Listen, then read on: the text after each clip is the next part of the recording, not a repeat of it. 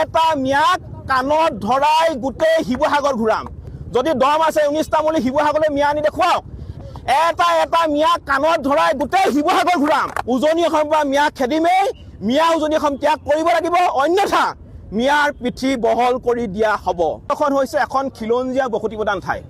আৰু ইয়ালৈ অসমীয়া আনিম বুলি কৈ কি বুজাব বিচাৰিছে তাৰমানে কি বুজাব বিচাৰিছে সংঘাত লগাব বিচাৰিছে হিন্দু মুছলমানৰ মাজত সংঘাত লগাব বিচাৰিছে আমি 19টা মলিৰ চেলেঞ্জ একচেপ্ট কৰিছোঁ 19টা মলিৰ ফটোৱাটোৰ চেলেঞ্জ একচেপ্ট কৰিছোঁ যদি দম আছে 19টা মলিয়ে শিৱসাগৰলৈ মিয়া আনি দেখুৱাওক যদি দম আছে 19টা মলি শিৱসাগৰলৈ মিয়া আনি দেখুৱাওক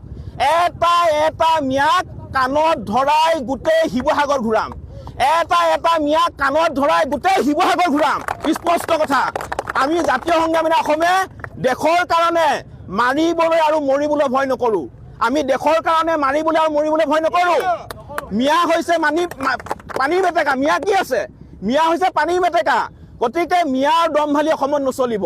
এইখন অসম আমাৰ কেৱল মাত্ৰ অসমীয়া ইয়াত মিয়াৰ স্থান নাই মিয়াই গৈ বাংলাদেশত কাম কৰক কিন্তু অসমত নহ'ব আৰু এটা কথা কৈ দিব বিচাৰিছোঁ মিয়াই য'তে খিলঞ্জীয়াবোৰ উপদ্ৰৱ চলাবলৈ হয় যদি কেনেবাকৈ মিয়াই খিলঞ্জীয়াবোৰ উপদ্ৰৱ চলাবলৈ হয় মিয়াৰ পিঠি গুৰুলকৈ বহল কৰি দিয়া হ'ব এইটো কথা স্পষ্ট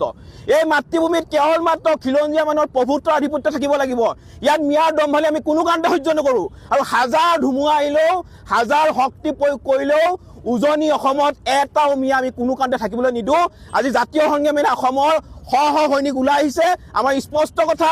উজনি অসমৰ পৰা মিয়া